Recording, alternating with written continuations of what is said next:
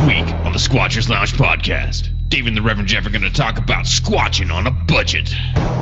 Because Lord knows we could all go broke, and some days it feels like I'm trying. So what are the essentials? What's a waste of money? And do you really need to buy everything brand new? I like brand new. Shut up, you're broke. But there's a sale at REI. For this podcast, only if it's last year's model. So I present to you a man whose wallet is actually vacuum sealed, the Reverend Jeff Kelly.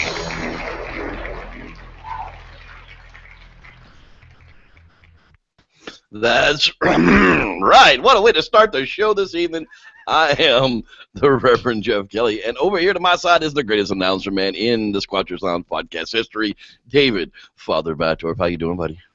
Pretty good. Excited to talk about this topic. I mean, you know, like, what do we do like half of the time? We look at gear and get all excited and then realize that you can't afford it. So, yeah, maybe there's some good tips, you know, like, we'll see. Like, we spend a lot of time thinking about this stuff, so.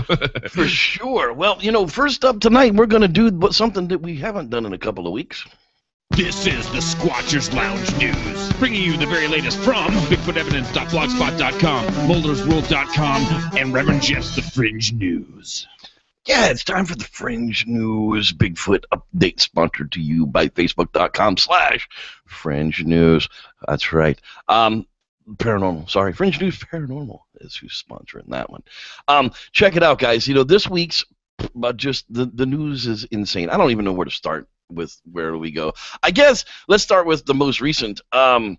Bigfoot Crossroads today, the great debate, kill or no kill argument. Yeah, you know, it's going around right now. Dr. Johnson has called out Sarah Brown and Jonathan Brown of the Grays Harbor area that David and I are actually going to be hitting the Squatchcation with here in September, that they're looking to supposedly kill a Bigfoot, and they're never allowed to come to his property now. David, what are you thinking on that one, brother?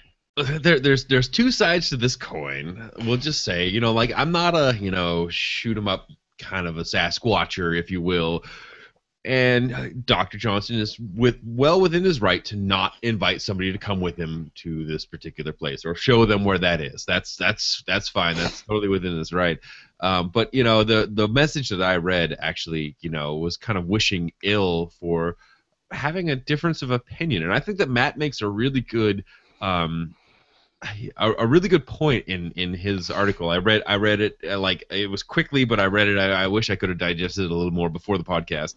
But you know, he makes good points about, you know, why are we arguing about this? Like, this is less like it's a matter of opinion, and you can't. I mean, we can't argue that on either side. So it's just like, well, do you not do you want to do this, or do you not want to do this? Well, or do you not even care? Like, it's all pretty much like this shouldn't be like a factor, like, you know, somebody who's having, quote unquote, a lot of activity like Dr. Johnson and somebody like the Browns. Why wouldn't they come together and work together, even though their motives are different? Well, it's because of like a personal opinion about something that really isn't even an issue, because we can't, like, it's bringing politics into the Bigfoot world.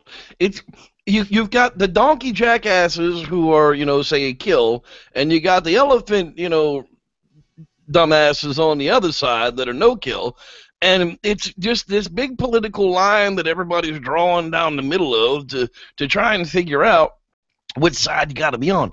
I don't care. I'm hanging out with all kind of researchers this year. I'm going to places up at Bluff Creek. They've got no intention of killing one out there. I mean, that's not what that project is about. However, they also carry guns. But yeah, absolutely. You saw there were guns in camp, because guess what? There are bears and lions and fox and coyotes and all kind of shit that'll come through and eat you. So keeping your guns in the car while your children are sleeping, you know, outside exposed is probably not a wise idea, Dr. Johnson. But hey, what do I know? You say there's no predators up there on your ridge, like there are no great horned owls. But neither here nor there. You know, the Bluff Creek Project isn't looking to kill anybody, but I go squatching with Justin Smiha and Barcatino with the Sierra Evidence Initiative. He's got no intention of killing a Bigfoot, but in the same token, that's not going to stop us from cooperating and working with people who we know have active Bigfoot locations to try and help solve the problem. If I'm there when Justin takes another shot on one, I'm not going to take out my knife and stab him to death with it, okay? I'm not going to do that.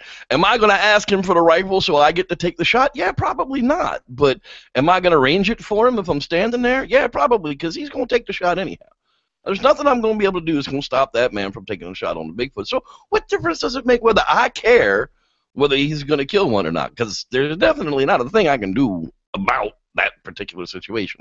It's kind of the way I'm thinking about it. Well, the argument is, well, you're helping somebody attain well, are you or aren't you? Or are you trying to bet the situation? Like, that's, I went down there not to go, when I went down and did the filming of the ice shot or of Rose documentary, the Dead Bigfoot? Dead Bigfoot documentary, like we filmed some location stuff there. There were no guns.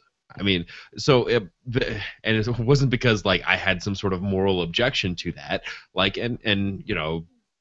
my moral objection does about as much good as my moral objection to to anything else. It's not really doing any good. So I was down there to kind of vet the situation, to go and experience this place and to experience the thing. I'm going to the Browns to try to experience. I want to get my experience, my boots on the ground, see the lay of the land, see the situation of the video, and make a determination for myself, not based upon somebody else's findings. And to have a vacation and just to go be outside. That's right. Go sleep in the woods. Camping with a purpose. That's right. Going to have a campfire, drink some Sasquatch coffee in the mornings, go hang out with my buddy David and figure out what we're going to do about this Sasquatch activity that's going on in the Browns location. We're going out there to check it out for ourselves. Jonathan Brown and I are quite clear on the situation that I'm not there thinking that there's fuckery going on. But if there's fuckery going on, I'll find it. Because David and I are both under the understand that if there's creatures out there making noises, then they leave tracks. And if they're out there and they leave tracks, then we can follow those tracks and we can find out what's making those noises. If there's any kind of fuckery that's going on with those tracks that are leading back to whatever's making these noises, we'll find it. And he's okay with that. So that gives me a boost of confidence knowing that he knows I'm not coming to continue some other hoax that other people have gone out to continue before. I'm there because I want to get an answer for myself. If he's got real Bigfoot activity going on and he chooses to shoot one while I'm there, I'm probably going to arrange it for him too. It's not my place to tell these people what they can and what they cannot do in their own research location. So here's the thing. Here's where this argument really should have been solved, even on the onset, with respect and respectful people, because I'm, Jonathan Brown, as far as I know, is a pretty good guy. If he went down to Matthew Johnson's area and was strapped with a rifle and Matthew Johnson said, "This is my area, do not shoot," he probably wouldn't. I believe that he wouldn't either. I think he would respect the situation. He was invited there. It's not his area. It's not his property. However, Jonathan Brown on his property, me being somebody who does object to the shooting of the Sasquatch, if he sighted up, I wouldn't tackle the guy. Think about it. I wouldn't tackle the guy because that's his property and that's his situation. I've been invited and I'm a guest. Right, and Dr. Johnson. So the whole thing, again, it's kind of like this article that Matt wrote on Bigfoot Crossroads.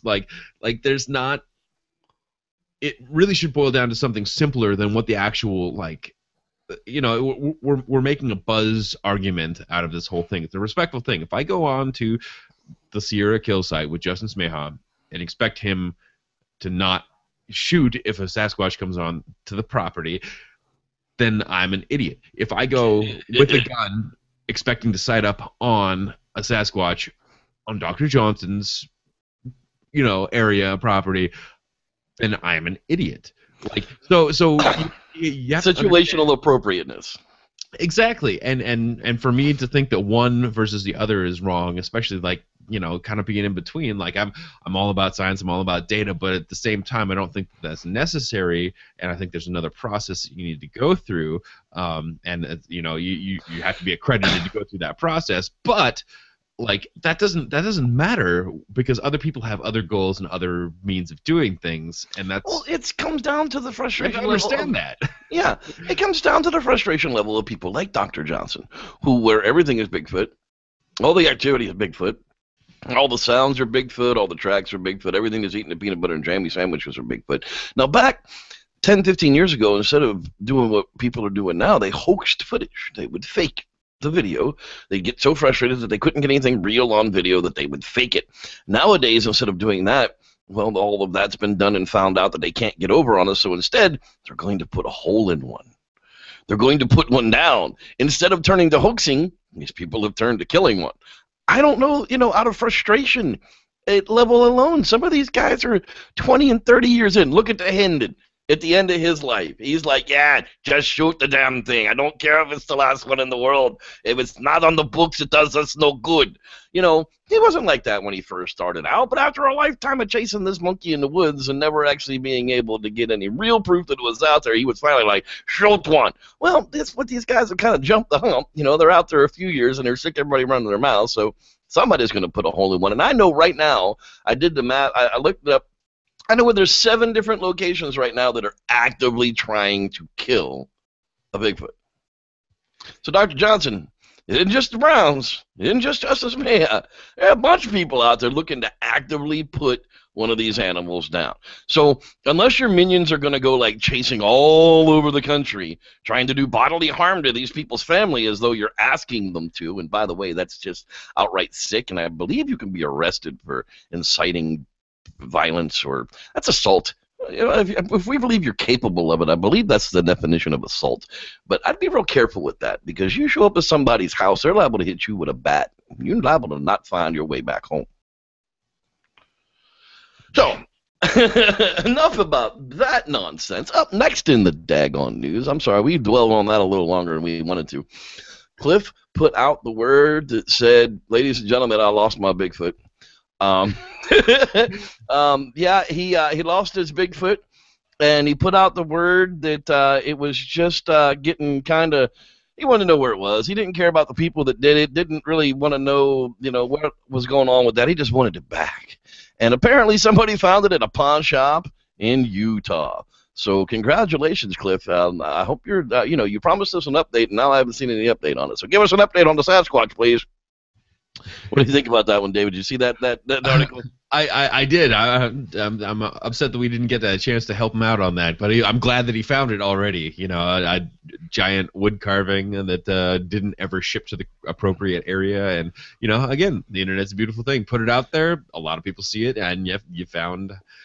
You found Squatch, or at least the tree carving Squatch. Hey, so here's the thing: like, if we can find money for that thing, yeah, we can get you a Kickstarter or something going. I'll throw in a few bucks. I think everybody will throw in a few bucks to make sure that you get that thing back, because that's yours. You need to have that.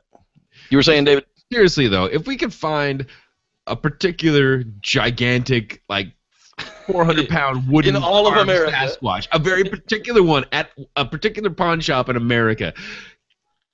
Come on, we got to be able to do this. And it doesn't even have to be with a rifle. We got to be able to find something.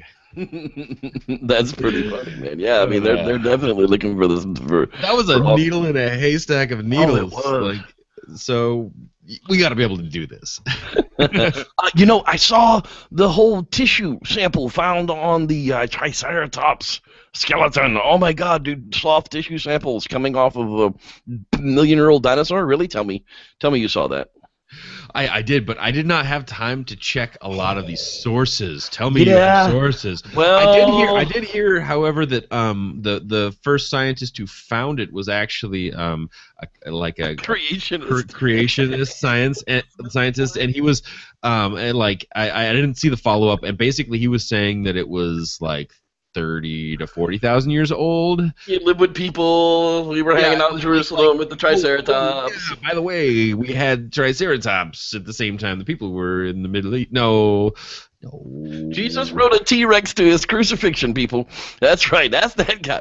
Unfortunately, it does come from ancient origin site, and no, I have not been able to verify the the sources on that I either. really But did, like I loved it. Was just such a great little story. You know, there's actually this great thing, like you can actually look up educational sources in in the Google search if you look up like the edu sort of thing, because most of that stuff publishes from like through some sort of university or something. If you do a quick search on that, you don't find anything. That's why I dropped that really quick. I'm like, oh sweet, not soft, no. And then I looked and nothing, and I'm like, yeah, drop it. Yeah, it was just like, oh, that's so sad. I want that to be true, but unfortunately, we both know that those will probably not pan out. So, getting down to the bottom of what's going on with all this mess, this big, huge deal with the Smithsonian skeletons, and they're hiding them from the public, and they lost these skeletons, and they won't let anybody get to them. And I got news for you people. The Smithsonian is not the size of a high school gym. Okay, the Smithsonian actually takes up the size of, the quarter of a small city. 25% of Washington, District of Columbia, our nation's capital, is actually occupied by the Smithsonian Institution Museum. Okay, so there's, those warehouses that you see in Indiana Jones where it's just like boxes full of boxes full of boxes of shit that somebody put in there in the 1920s and ain't seen since. That's where all that crap is. It's there. They haven't just like mysteriously made it disappear because it's going to hurt our human origins or some crap. It's just lost in the vastness that is the Smithsonian. And it's going to take a whole lot of money for somebody to find it, and it's just not interesting enough for them to go and do so. So I know the conspiracy theories are out there, but just from personal knowledge, it took me like 3 summers of Friday, Saturday, and Sunday going to the Smithsonian to finally get through the entire thing with my mother when I was a young man, I guess it would be.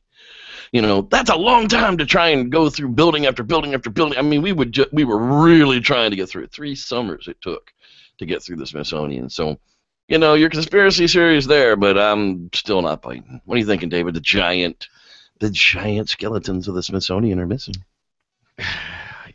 I think that they're missing. They're filed under J. It was J-I-N-T. Right.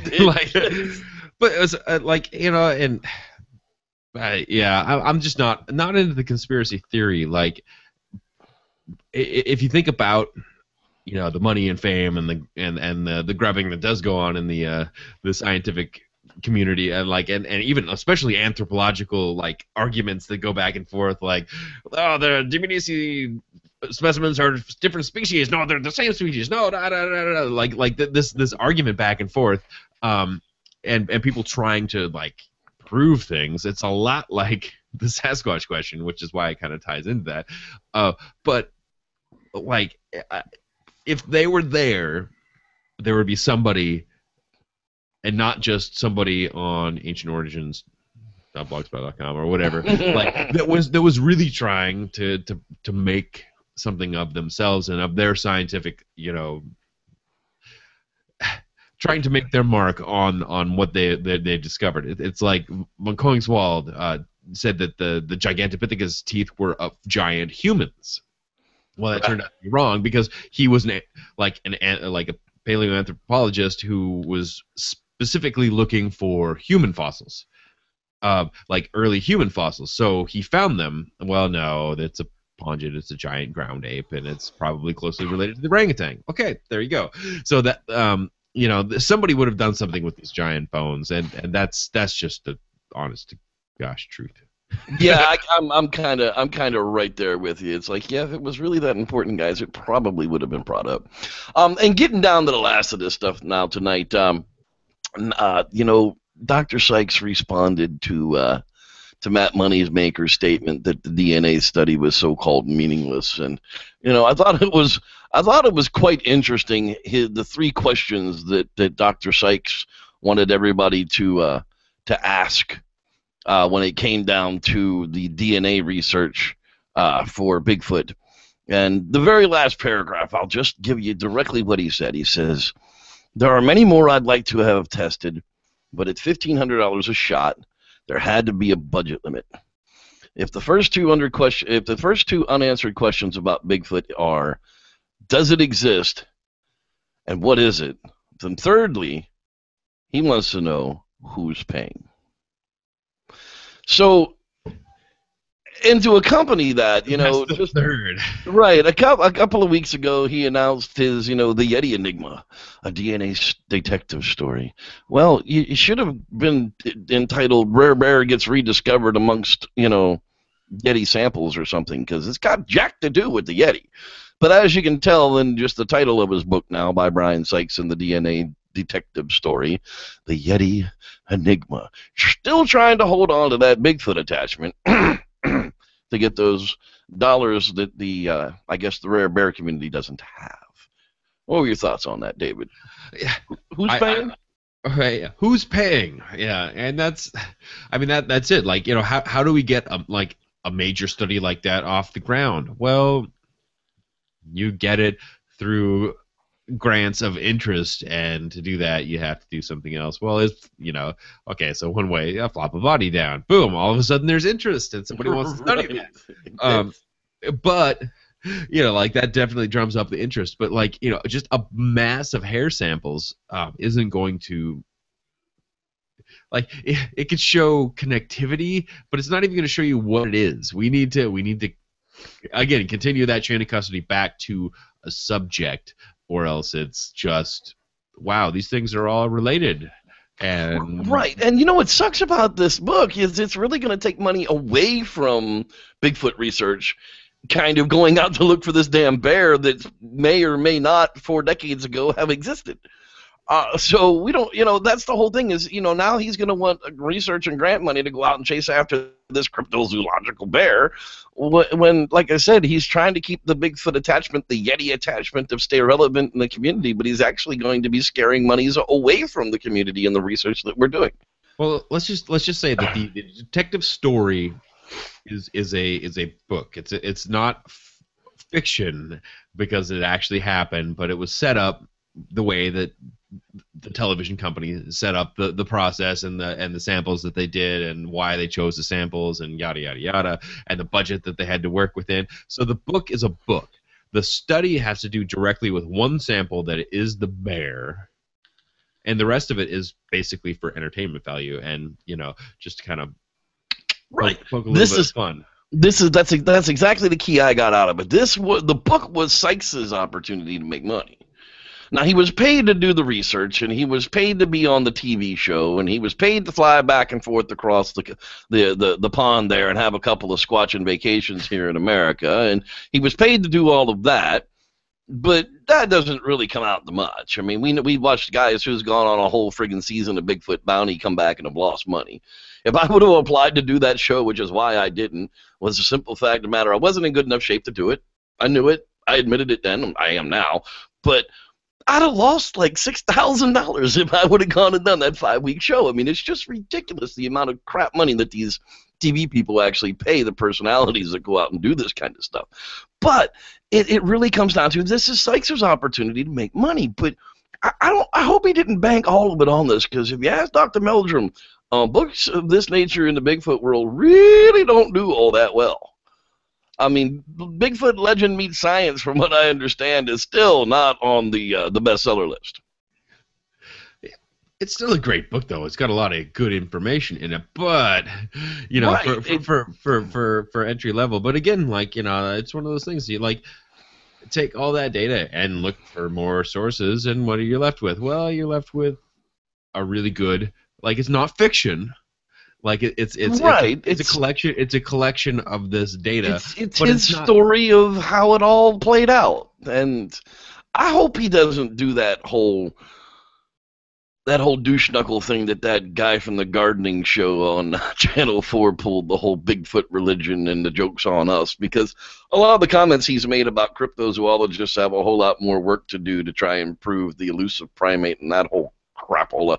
Not once has he raised a single finger to say, I saw something while I was doing this investigation that lends me to believe that these creatures are real.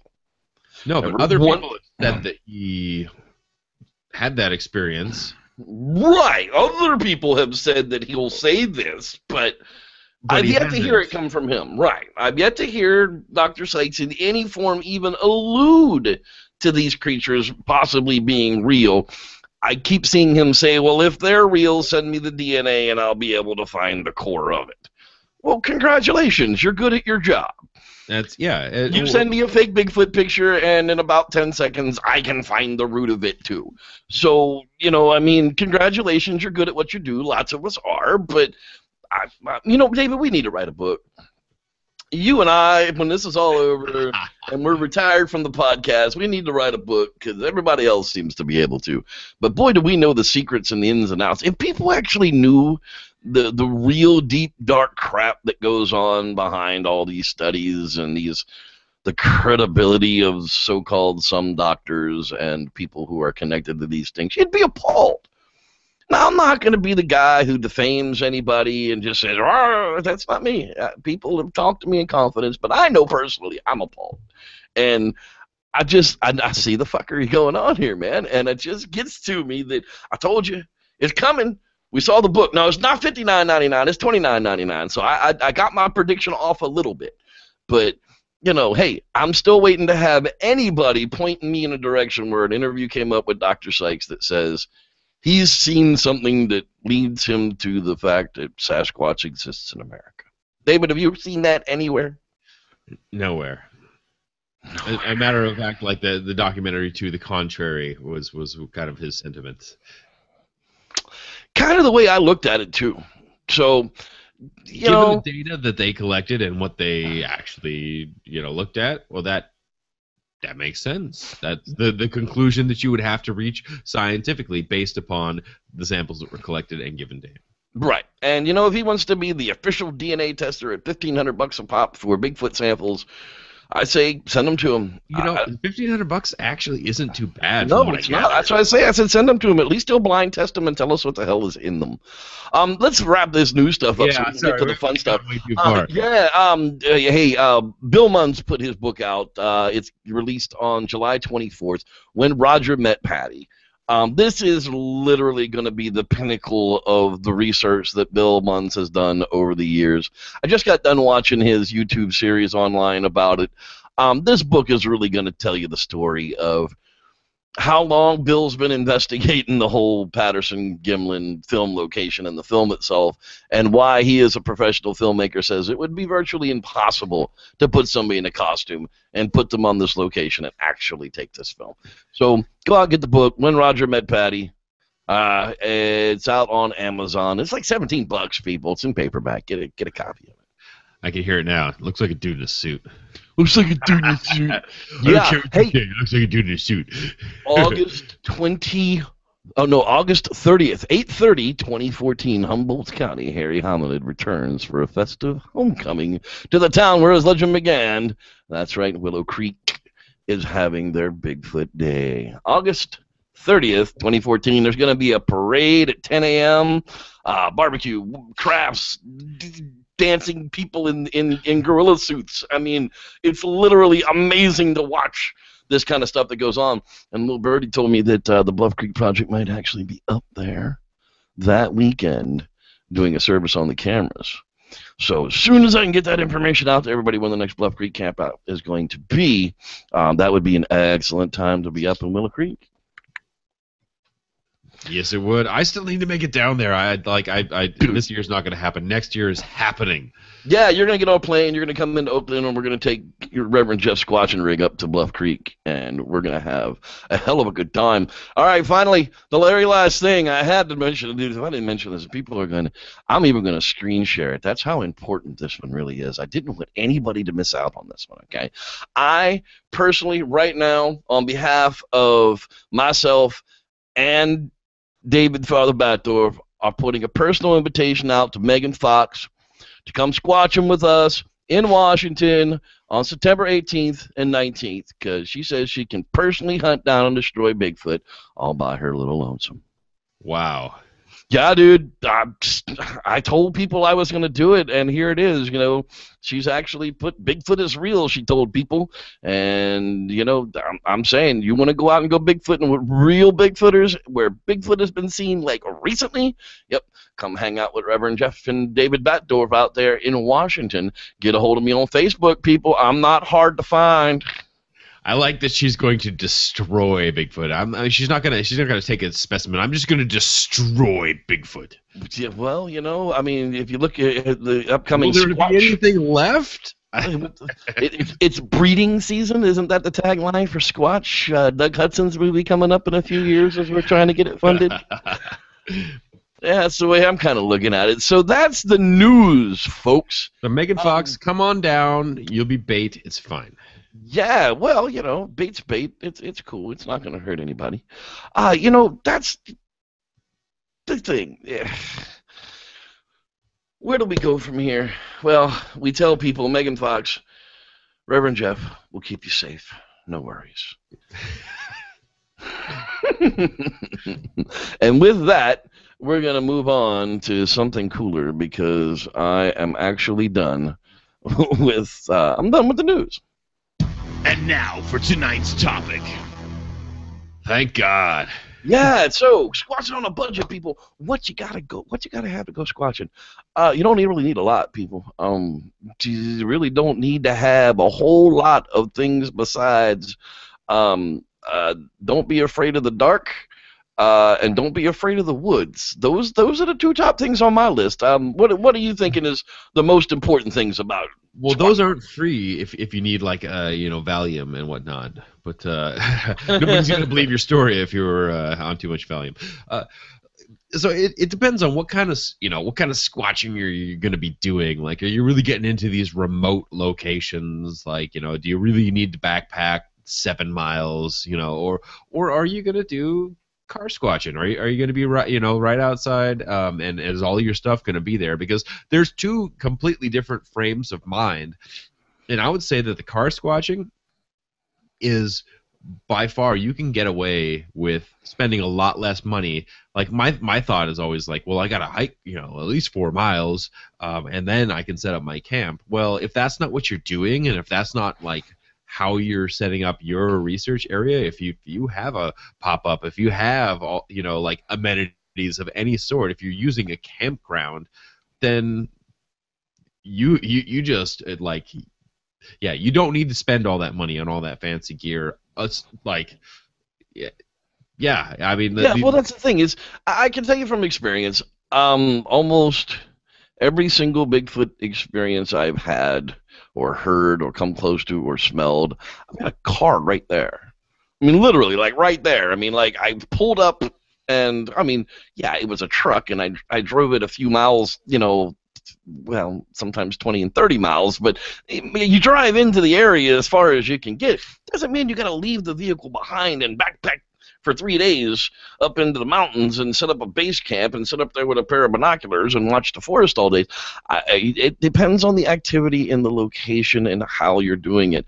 But first of all, you got to establish something that makes you want to look further. So if you can get into those remote areas easy enough with your vehicle, then so be it. I would say, again, like we always say, camping with a purpose. Like, get into an area and like, if you're finding signs, daytime, get around, look and, do your hikes and do whatever, nighttime, do whatever it is you're doing there. If it's, shouting off into the night, if you find some, if you hear something like off in the distance, go check it out the next day. And if you're like, oh, this is where I need to be, and then you can do that sort of like insurgents, right? Right. But again, you're not having to be probably more than 1 day's trip. So it's something as simple as like I actually like I laid a bunch of my stuff out here because like sometimes I do pack a lot of things in the back of my car, and then I also like to do these hikes, and I kind of tried to put together a mobile setup. But something that you'd want to take like in your backpack would be like a folding saw or something like that. Well, for me and for what I'm doing, I didn't really need a folding saw. You can spend like $30 on a new REI saw. This fits in the back of my car, just fine, and I got it for like $6 at Lowe's. You know, like this is the garden, you know, bow saw, but it will get take through. down a 12-inch tree in a heartbeat. Exactly. I got about, you know, I got about 6 inches here that you can actually get through a 12-inch tree if need be. I have this for like clearing, you know, if the logging roads have some fall over it that I can get through or whatever. You know, you can have all these fancy knives and, you know, packing, you know, machetes or whatever, but really if you're just going for a day and you're not having to do like multiple things with the one knife, I mean, like a $7 just clearing the blackberries out of your backyard machete will really, you know, if you're just trying to clear a camp space and you have some brambles, that'll do the trick. You know, put a reasonable edge on it and go from there. You know, like I always think about the garden shop stuff. Just a really high test, cheap. I mean, this you wouldn't backpack with this tarp. Like this thing weighs probably 15 or 20 pounds. You know, it could carry a Sasquatch out of the area. But, you know, this is one of those things that like it cost like $12, but dude, the tarp is invaluable. Yeah, but it lives in the back of my car. It's not going in my pack for hiking, for overnight camping, or any of that stuff. It's not lightweight, but all of those items are just going to be in my car because I might need them. But I mean, right there, you're looking at like $30. And you know, Jeff and I, we talk about gear, we talk about all this. I mean, the last couple of years, I've probably, like my investment into this has got a comma in it. Yeah, no joke. Mine's got a comma in it like in the last 2 months, man. Yeah, like I mean, I feel you on that one. Well, one of the most important things is saving the buck. And in the intro, we were talking about camera gear. So one of the things I'm going to bring out is. This is my HD camera. This is what all that footage from the Bluff Creek movie, 9 Men Search for Evidence of Sasquatch, this is what the majority of that was actually filmed on. It's a great little camera. And you know, the strange thing about this is when I started searching for it on eBay, I found them.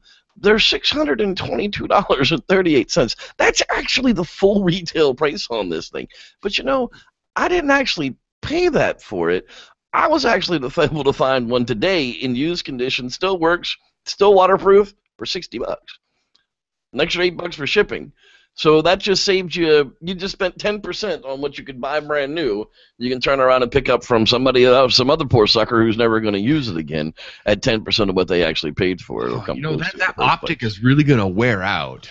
Right, that CMOS sensor is definitely going to wear out on you one day, but it's not going to be tomorrow.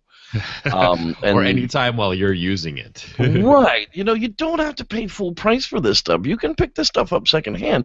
But having a good camera that you can depend upon, that starts fast, has a long life battery, so that when you're out actually walking through the woods, it's not dying on you every 20 minutes and you're having to change batteries and cards and the stupid thing, because that isn't going to do you any good. You're going to want something that's going to have at least like a 4-hour battery life and a 4-hour record time on it, so that you can set it up on a tripod and monitor a field while you're out doing something else. You know, and then you can come back and review the footage from that. You're not going to want something that's only going to give you like an hour of footage, because really in the grand scheme of, you know, investigative work, an hour of footage is a blink of an eye. We almost want stuff that has 8 hours or better, but then you get into the high dollar stuff. I mean, we can't even afford that stuff ourselves yet, you know, let alone squatching on a budget. But, you know, this little camera thing has a great long battery life on it. It has like 5 hours of video on a 32 gigabyte card. And it takes phenomenal HD video, and you can pick them up cheap. Well, yeah, and something that's like super branded or is so hot right now. Like, you know, I of course, me, like I am the proverbial money waster. Like, I bought a GoPro. Well, you know, like the GoPro has that fisheye effect. Its aspect is just not good. You're not gonna capture high definition video of a Sasquatch with GoPro. GoPro is meant to capture me and a general feel for the environment, or to do active sports, and you know, that's great for what it is, and I understand that. So my GoPro only really comes out when I'm filming me, right? Or I'm trying to make a point and show like a wide area, which is why, you know, you have the GoPro, but you also have to have, like, you know, I have a camera with a zoom or something like that. But but to do both of those things, it's like, well, why do I have the GoPro? Well, I had the GoPro. I wanted to do this project where I shared some of my hiking videos and some stuff like that because I thought it would be fun to put together. It turns out it's a lot of work, and I don't have time for it. But we'll get back to that. Next year we'll get back to that. But like that's what that's for. What if I was going to collect evidence of a footprint, like I'd talk about it to put in my video on the GoPro, and then I put the GoPro away, and then I'd take out an actual DSLR camera, and I would, take the appropriate photographs and from different angles and different things and different, like, and something as simple as, hold on, $3.99. Hey, stop putting a pack of cigarettes next to. Right. Please get a proper tape measure in your pack. Find one that's light. I like this one because it holds itself. I can just set that down on the ground. It's gonna stay there. Find one that's comfortable for you. It doesn't have to be expensive. It doesn't have to be fancy. Like it just has to do what you want it to do, and just put that in your backpack, and it's there all the time. Yeah. You brought up the DSLR camera, and everybody thinks that they're a fortune. I got news for you. They're not. I actually made a little bit of YouTube money last month, imagine that, and I went on a DSLR hunt, and I started asking a few people, and I started searching around, and I actually picked up, it's not a DSLR unit. This is a Canon PowerShot SX40. It is about as close to a DSLR camera as you can get, but what's nice about this one is it's got a fixed lens with a 35x zoom. You don't have to buy lenses. You don't have to buy any of that goofy shit for it. You literally point and shoot, and this thing takes phenomenal pictures. Now, you think to yourself, God, that thing's got to be expensive, and when you go out and you look for them, you're right. They are expensive. However, they're not as expensive as one might think. If we go over here and we take a look at them, brand new, they're $428. That's really not all that bad of a price for a really, really high, good quality camera with HD video. But if you look a little closer, you can find them $165. New in the box still. The guy never used it. Been sitting around. He wants $16 to ship it. Even if you have a nice DSLR camera and if it doesn't have video, like, looking at that, like my DSLR does not have video, that would be worth it to actually film something like up close versus the GoPro that can't do that. I've tried to do like, somewhat macro shots of like things, and it just doesn't work with the GoPro. I mean, that's half the price of a GoPro, and you get a lot more functionality out of it. So really, like, doing a little bit of research and just looking for something that's going to work for you it doesn't have to be brand new and the most up to date, smallest, tiniest little package. I mean, that would, on the end of a tripod, which is how I hook up my GoPro. I have to carry around a whole tripod anyway. Like, it would just work just fine. I think it's got the anti-shake motion to it. It's got, literally, you zoom in on something once it's focused and takes the picture, but it does a damn good job of it. 35x, if you can't zoom in close enough at 35x in HD video to get close enough to what you're looking at, you're too damn far from what you're filming anyhow. If you're at 35x, please have that and do a video, please have that on a tripod, because yeah, it might. I can't do this anymore. It'll be the Patterson video all over again. Zoom back a little bit, people. We can get in on it with digital means later on. One of the other things you've got to have, this is something you've got to have in your pack. You got to have a digital recorder. Okay, a digital recorder is essential for nighttime investigation of any means. You're gonna want 2 gigabyte card goes a long damn way in these things. If you put them in MP3 mode at like 320K, that's plenty to be able to record what's going on out there.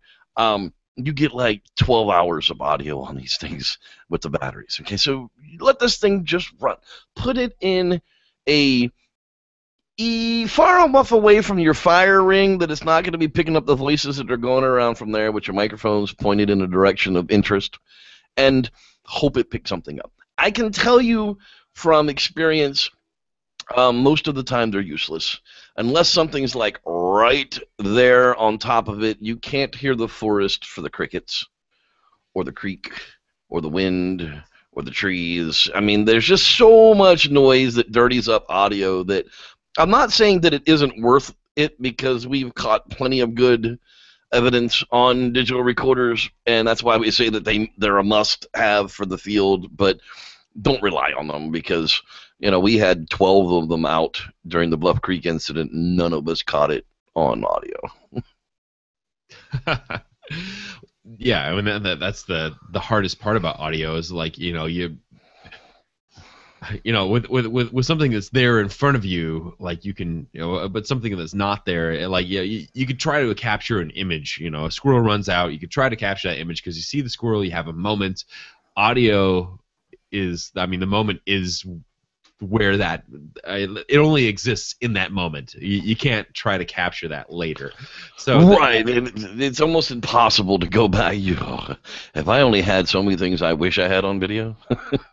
Yeah, but again, like something going through and like, but another hard thing about audio, it's like it is to set something up for like 24 or 48 hours and just let that card just like fill up, and then you go back and you get it, and then going through that, like how do you do that? I mean, you can look I'll give you the trick to that. You don't listen. Yeah, that's exactly it. Is you put that sucker up in a wave program, and you zoom way the hell out on it, and you look for peaks, and then you zoom in on the peaks and hope those are them.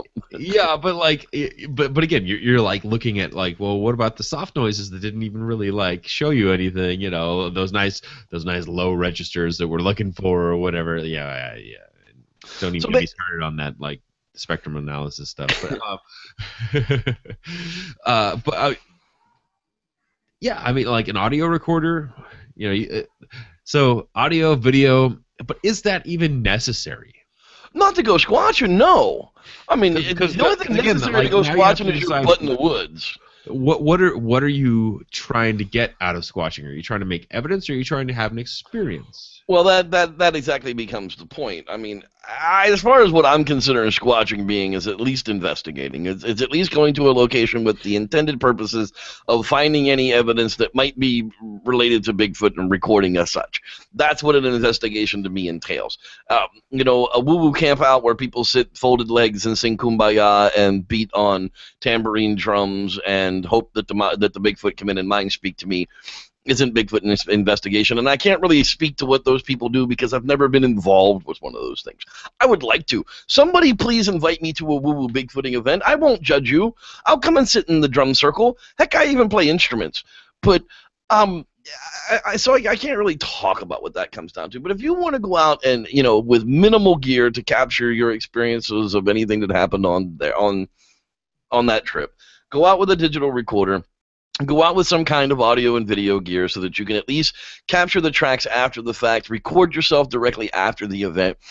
Recording yourself, the interview or information, just talking into the blank video recorder directly after an event is very important because you will forget details that happened later on. I actually have like it's an old iPhone that I have set up basically like I swiped it.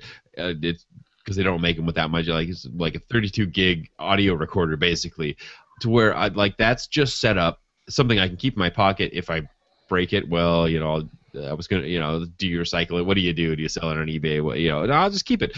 So is basically for field notes so that I don't have to write it all down until I get back, and then I can like transcribe it or do whatever I need to do. It's in audio form. I can share it, like whatever, and like in a pinch it's a field recorder. But getting all that information at the point of evidence is so that's the discipline that I think that a lot of people are lacking, and what we're if you have an experience, like the first thing you need to do is get out a pen and paper, or like if you want to be quiet, because I'm sorry, the scratching of some some carbon on a piece of paper is not that's not going to scare anybody away. But like to take down everything that you're hearing and then to start the centrifugal outward spiraling exploration from there, that's that's what you got to do. I mean, you got to sit down, you got to write it down, you got to remember, like, because you'll never remember everything. I'm attention deficit. I'm not gonna remember everything. You got to write it freaking down. So that's why we say pictures or it didn't happen, because I won't remember what the hell it looked like. That's really what I was going to get down to, though. It's funny that you brought up the whole smartphone thing, because this is literally all you need, people. If you got a smartphone, that's it. A smartphone does everything you need. It records audio. It takes decent pictures. It records video. If that's all you got, that's what you got.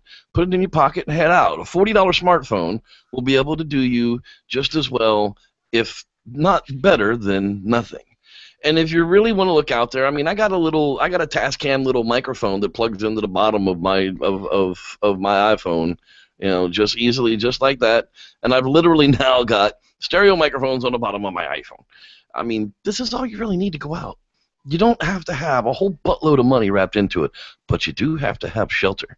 You want to talk about that for a little bit there, David? Well, maybe. Jeff and I are all into this this new thing. I just recently, speaking of... Well, it's not new, brother. I've been doing it for 20 years. Well, yeah, but like new to me is this hammock camping thing. I'm really excited about, because the packability. So let's put it this way. I'll hold up two things really quickly here. These are not packing. These are car squatching. Here's a mattress and a tent. Little heavy items there, it looks like. Yeah, those are for car squatching. This little guy right here, that compresses down quite a bit, is a tarp, a bug net, a hammock, an undersling, and straps to put it all together in like less than a quarter of the weight. I'm pretty excited about this. But it's something that, I don't know, still to be tried and tested and all these things. But for me, and like I'm talking about like that insurgents thing, like putting a hammock between you two can pick trees. those up for under $40, by the way, guys. That thing in itself, if it's not going to rain, you're done. Hang it from a couple of trees and you're done. $7 worth of paracord. You don't need the full kit that I bought. Mm-mm. As a matter of fact, I'm feeling kind of sheepish for having done that. But no, you'll nice be happy. I'm feeling good that it's all in my one pack and it all works together and it's totally fine. Like, but again, like they're doing a little bit of research, and this is something like I've always been interested in doing this sort of a thing where you can just, it's a full-on sleep system. And I can sleep on a hill, I can sleep on wet ground, the Pacific Northwest, that's important. And I don't need to find a big flat area without rocks to sleep in now. So there's some purchases like that. You could probably get the system used, you can get them pretty cheap. But that was an investment that I was willing to make because that's what I want to do. Well, it's maybe not what everybody wants to do. Maybe they just want to throw a tarp up over the end of their Explorer and that's it. Yeah. Well, people laugh at me. I got the hammock. I set up the hammock. I bring a sleeping bag. I do all of that good things. And 9 times out of 10, I end up sleeping at the fireside of a camp chair with my whoopee and my feet propped up on the rocks until morning. I mean, it's like, yeah, I have the stupid thing, but 9 times out of 10, I don't even use it unless I'm taking a nap during the daytime. I'm not supposed to sleep on Bigfooting outings anyhow. I don't know what this going to bed at 10, 11 o'clock at night and getting up at 10 o'clock in the morning during Bigfoot trips is, guys, but I don't know. That's not me. But yeah, you need some shelter and a way to record what's going on out there, people, and you can get your butts out in the woods. It doesn't take a whole lot to go with you. But if you're looking for a decent setup, a decent recorder, a decent SLR camera of some sort, and you're ready to go squatching. I mean, a couple of $100, you've got yourself some decent gear, and at least if you do come across some type of evidence, you'll have a way to record it. Other than that, take your smartphone and go have a hell of a good time. There's no reason you don't have to avoid going squatching because you don't have the gear. That's for sure. Well, I'll go off on my diatribe now. So whether or not you have any knowledge of, and it's easily look up. You can Google it. Like just look up wildlife biology field notes and like what do people look for, and there's a lot of templates out there and a lot of other things. Like if you just took that template and just printed it out, and every time you found a piece of evidence, went through the things that the professionals or the people that have, you know, like accredited wildlife biologists, what they're trying to document, and you don't have to turn the camera around, you just let it look at your feet or whatever, and you just go around. Okay, here's the surrounding area.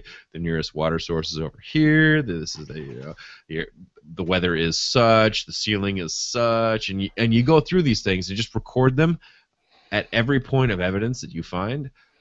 That's something that we can actually share and parse against each other, and like build up like an actual Sasquatch database, other than like, you know, I swear to God, that was a damn Sam Squanch. It was a Sam Squanch, boys. I swear it was a Sam Squanch. Hey, Doug Hudson wants to know of CloneFX.com and ZombieGnomes.com. God bless it, people. Go get a zombie gnome. I'm bringing one home with me from Washington, according to Doug. So he better put up or shut up. He wants to know what we're using for night vision. Now, okay, night vision is a touchy subject for a lot of people. Some people say they can see the IR light. Some people say that they can't see the IR light. Some people say that they can see some in the spectrum. I don't know what the hell they can see until I can cut one of their eyeballs open and figure out what the freak it looks like inside. But that's beside the point. I have a Bell & Howell night vision HD camcorder. It does night vision, sort of. This is the type of gear that you can get into for under $200. If you look at them real close, you can get them for like $140. This is what they gave the cast of Bigfoot Bounty. Now, they suck outright for night vision cameras. They're just horrible. They really don't do well with focusing on their own. Knowing that, and if you learn how to use them, they're really not that bad.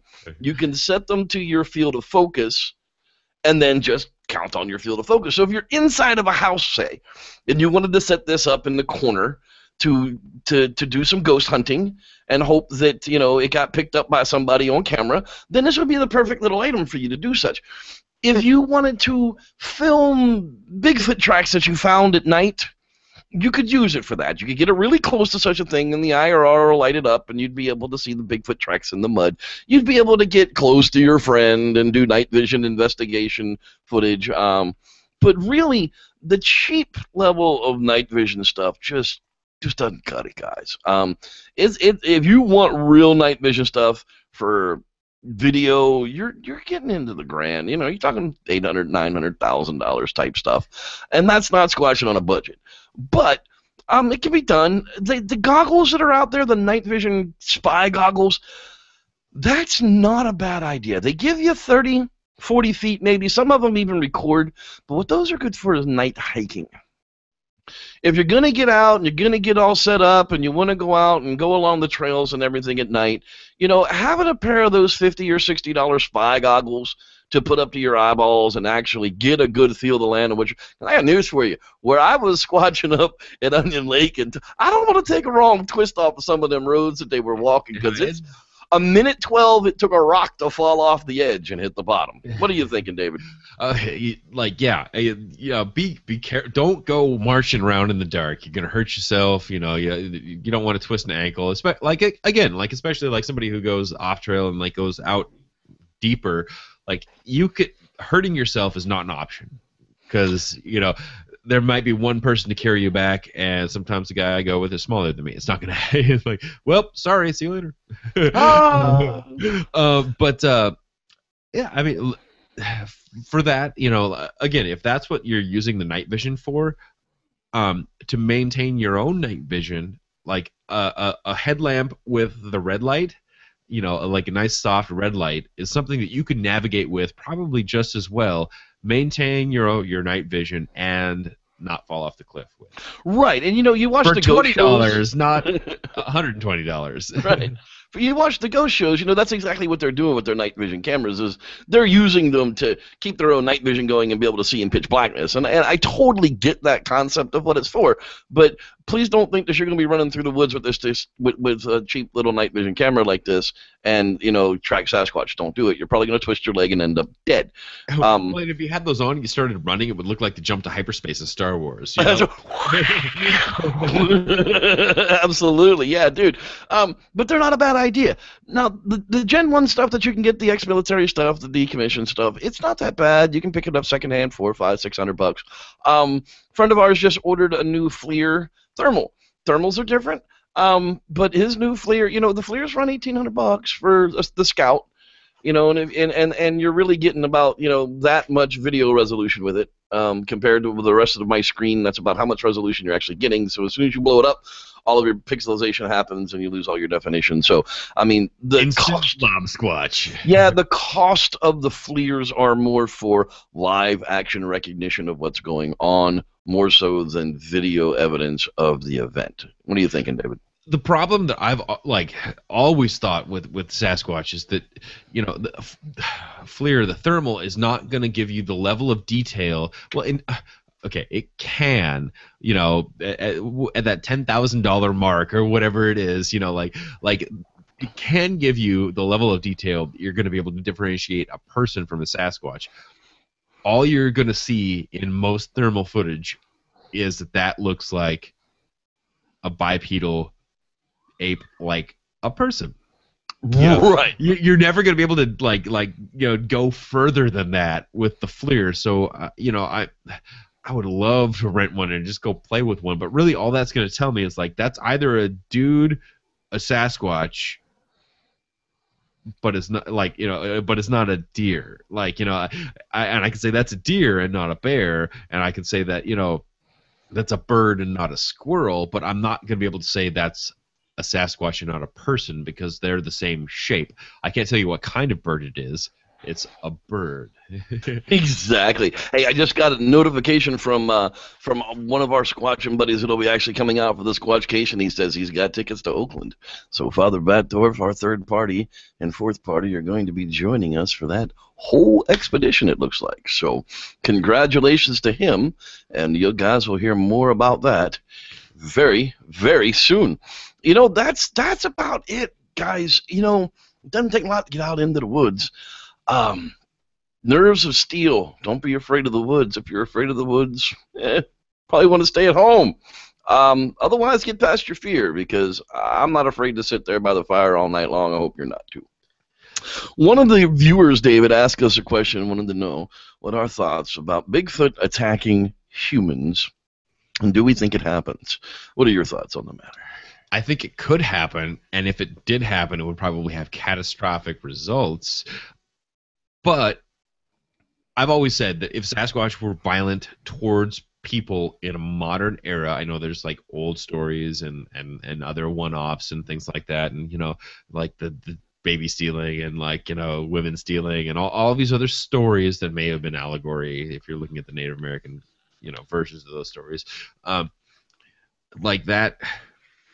if that was happening in a contemporary sense, I think that we would have drugged one out in the woods long, long ago, talking about colonial times, and we would already have the physical proof in the body if that was the case. And more often than not, whatever the footage is, whatever this is, whatever that is, even the hoaxes, there's this, the subject is moving off. It's moving away. Like most wild animals will do, unless they're cornered or surprised. But he killed her. It doesn't matter. I can't even take a life for this. Even Superman can't kill Bigfoot for killing somebody. Yeah, I don't know how it happens. Where do those stories come from that people are attacked by Bigfoot? It's got to come from somewhere. People, there's usually some inkling of truth in urban legends at one point or another, but I feel you the same way that you do, that if, in fact, it was happening on a regular basis, the angry mob with pitchforks and torches would have hunted one down and drug it out by its toenails by now. You'd have to imagine that for, hundreds and hundreds of years of, the more modern culture, and just, ignoring the the First Nation stories. Like the modern culture, like Sasquatch would have to have a 100% rating, and there's nothing in nature that is 100% because somebody would have come out and told the story, and then we would have gone in and got it, or there would have been a mistake. And there are stories out there that are somewhat like that, and but again, I mean, we can't qualify this, and I think there's more to be afraid of people in the woods than there is of Sasquatch. There's more to be afraid of people than bears and cougars in the woods, if you ask me. So again, don't be afraid of the nature. Be afraid of other people and choose appropriate areas. Like I'll just say this right now. Like I live very near the Canadian border. There's a great area that's got activity that actually that whole like the elevation goes up on the U.S. side and down on the Canadian side. There's a lot of bad folks and a lot of black helicopters that patrol that area looking for the bad folks. I am not going to go look there. So again, research your areas, be safe. I'm looking somewhere else that's got as much activity but is removed from that. So I'm more afraid of people than I am of Sasquatch. There you go. More afraid of people than he is of Sasquatch, according to Father Batdorf. Hey, Doug Hudson has another question for us there. And it's a good question, and I think it deserves discussion. If you see a Sasquatch in the darkness, do you light that son of a bitch up with 2 million candle-watt power and hope to get it on regular video or not? Me, personally, if I'm sure that's what I'm looking at and I got a big old candle power spotlight sitting next to me, you betcha, I'm going to blind that bastard and run towards him with the video camera and hope that we get as much of it on film as we can. Then I'm setting the setting the tripod down and running like hell. If he wants to come over and throw the camera away, well, then so be it, but I'm getting out of his face. But yeah, if I see that thing in the woods in the night, it's on the side of my, I don't care if it's a bear, dude. If there is a animal on the side of my camp that is definitely there, not just a sound, don't be popping a candle, that's going to screw your whole night up. But if you've got a large bear hanging out around your campfire, I want to know that too. So yeah, I'm going to light it up and, probably throw something at it and hope it goes away. But yeah, light that sucker up and get it on regular video, man. Night vision isn't everything. If you don't have it, use what you have. It's going to ruin your encounter. You can guarantee that. Whatever it is going to run from getting lit up with 2 million candle power. But you might get the Holy Grail. What are your thoughts? My thought is, like, for me, like, again, okay, Jeff, you've had experiences. You're convinced. Like, you've had the knower word, whatever. Like, yeah. So for somebody like me, if my video stuff's not there, I'm popping the light. I gotta know. Yeah. I gotta know, because proof is one thing, but again, if I know that is there.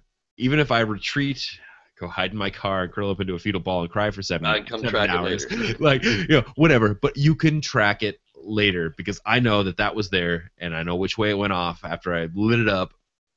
It's one of those things that, like, I think I would be willing to do. Well, I know I'd be willing to do because I want to know. And I'm sorry, it's like, the Sasquatch community or like the world at large, like, I didn't get into this for the Sasquatch community or the world at large. This is my intrigue, and it's very personal. Like, I you put a lot of time and effort into this, and I'm not going to lose that for me. If I can't prove it to the rest of you, turn the light on. Right. Well, yeah, you got to get an answer for yourself to begin with. Look, people think that no one is willing to believe you. There are those of us out here who are willing to believe your encounter story. But don't come at us with a snowball job, because we're going to know it. You can contact me if you have an encounter story that's believable, especially if it's recent. And if it's within our ability to investigate it, we'll either do it ourselves or turn the right people onto it. It just seems that people are afraid these days that everything's going to be called a hoax. I don't have to see your video to believe that you had an encounter with Sasquatch, but there's got to be some kind of evidence behind it. If you don't have video of it, you should have tracks. If you don't have tracks, you should have audio. Outside of those three things, I don't know how the proof is going to come down, but I do know that we can help you at least devise a plan to get some of those things in order so that you can get more interest into that activity. Exactly. Good advice. I mean, I think that's fair. You know, we can't believe everything that comes down the pipe, because the Lord knows we'd be here forever. I can't tell. I get 100 emails a day from people that just we'd be the BFRO is what we'd be, and the two of us can't do that. yeah, we need some big time sponsors. ENO, if you're listening, and we know you are, I just got my my Atlas strap extenders, and we're going to be contacting you about that sponsorship deal here real soon. So you can count on that. That's really going to wrap it up for us this week, David. I mean, Squatching on a Budget comes down to being brave enough to get out there and get out from behind you get out of mama's basement, get out from behind the desk, get out of your armchair, get out of the office, get out of your workplace, get out from the grocery store, and get out into the woods, because that's what Squatching on a Budget all it takes. Exactly. And it's just getting out there, finding something that's intriguing, and following up on that. Like, continue, delve deeper. You know, it's like we do with all the Facebook and internet drama and BS anyway. We delve deeper. That's what we have to do, but out there. That's right. That's right. Dig deeper into the woods instead of worrying about what's going on in the Bigfoot community. With that, I'm going to leave my sermon till next week. I don't think it even deserves the attention that I was going to give to it. So with that, I'm going to say thank you very much, Divid Batdorf, for being my sidekick for the week for the Squatching on a Budget. And for Divid Batdorf, I am indeed the Reverend Jeff Kelly, and we are so glad that you joined us for the Squatchers Lounge podcast. And until next time, may the Squatch be with you.